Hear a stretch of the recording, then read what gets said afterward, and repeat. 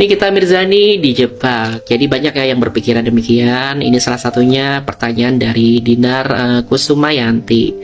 Jadi kalau Reza mengakui kasih uang bukan karena produknya jelek ya misalnya, tapi karena kesal dan memang mau jebak Nikita biar diproses hukum, apakah Nikita tetap bersalah? Kita konteksnya berandai-andai untuk menjawab pertanyaan dari sahabat kita tadi ya. Jadi di dalam hukum pidana sahabat cendol, unsur penting itu adalah niat ya, atau mens rea dan kesengajaan atau dolus. Jadi kalau Nikita Mirzani meminta uang dengan ancaman mencemarkan nama baik, kemudian itu memang bisa masuk pasal 369 ayat 1 KUHP dan pasal 27B ayat 2 Undang-Undang ITE. Itu tetap pidana ya, walaupun Reza sedang kesal atau memang ingin balas dendam.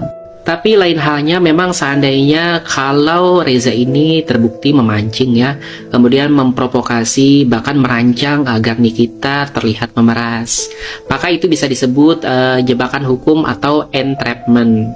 Nah, dalam banyak jurisprudensi sahabat cendol, entrapment ini bisa membuat seorang terdakwa lepas dari pidana ya, karena tidak muncul atas kehendaknya sendiri, tapi karena dipancing. Karena memang ya di dalam hukum pidana itu melindungi masyarakat dari kriminal, tapi juga melindungi warga dari rekayasa.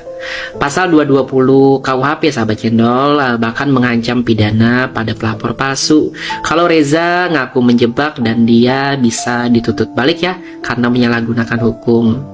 Jadi sahabat cendol, kalau memang betul misalnya Nikita minta uang karena dipancing, kemudian itu bukan niat awalnya ya, maka pengadilan bisa saja mempertimbangkan itu sebagai entrapment. Tapi tetap harus ada bukti yang kuat dan konkret.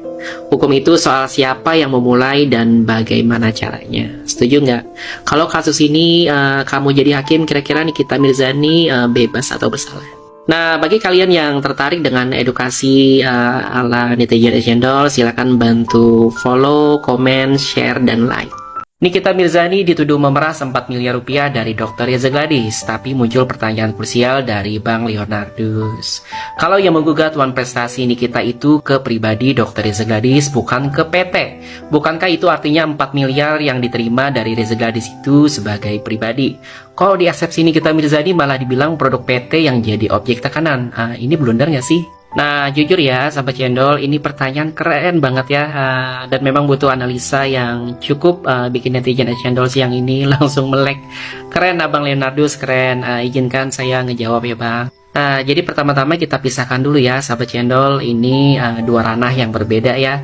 Pertama adalah laporan pidana dari Dr. Reza Gladys ke Nikita Mirzani terkait dugaan pemerasan. Kemudian gugatan perdata dari Nikita Mirzani ke Dr. Reza Gladys terkait dugaan One Prestasi. Nah, jadi konteksnya beda ya. Nikita menggugat One Prestasi karena dia merasa sudah ada kesepakatan lisan dengan Dr. Reza Gladys dan suaminya secara pribadi ya untuk melakukan review produk secara baik-baik. Namun menurutnya malah dilaporkan. Kemudian kenapa sih yang digugat One Prestasi adalah Dr. Reza Gladys secara pribadi, bukan PT gitu ya?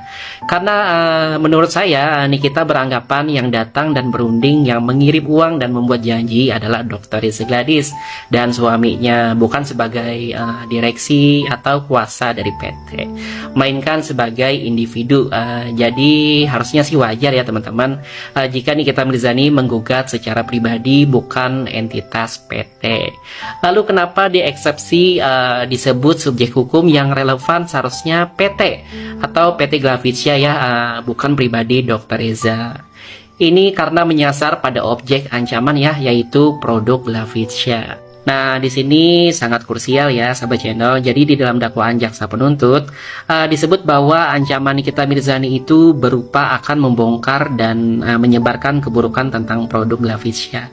Lalu dikaitkan dengan kredibilitas Reza Gladys sebagai dokter. Tapi secara hukum, jika yang dijadikan alat tekanan adalah produk yang dimiliki oleh PT ya, maka yang harus diuji apakah Reza Gladys secara pribadi berhak merasa dirugikan atau dicemarkan ya atas produk yang bukan miliknya secara individu.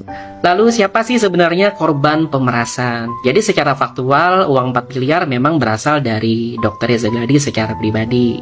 Ini yang dikuatkan oleh jalur transfer dan pengakuan dalam gugatan. Namun secara yuridis jika kita melihat unsur utama di dalam pasal 27B ayat 2 Undang-Undang Nomor 1 Tahun 2024 tentang perubahan kedua Undang-Undang ITE dan pasal 369 ayat 1 KUHP.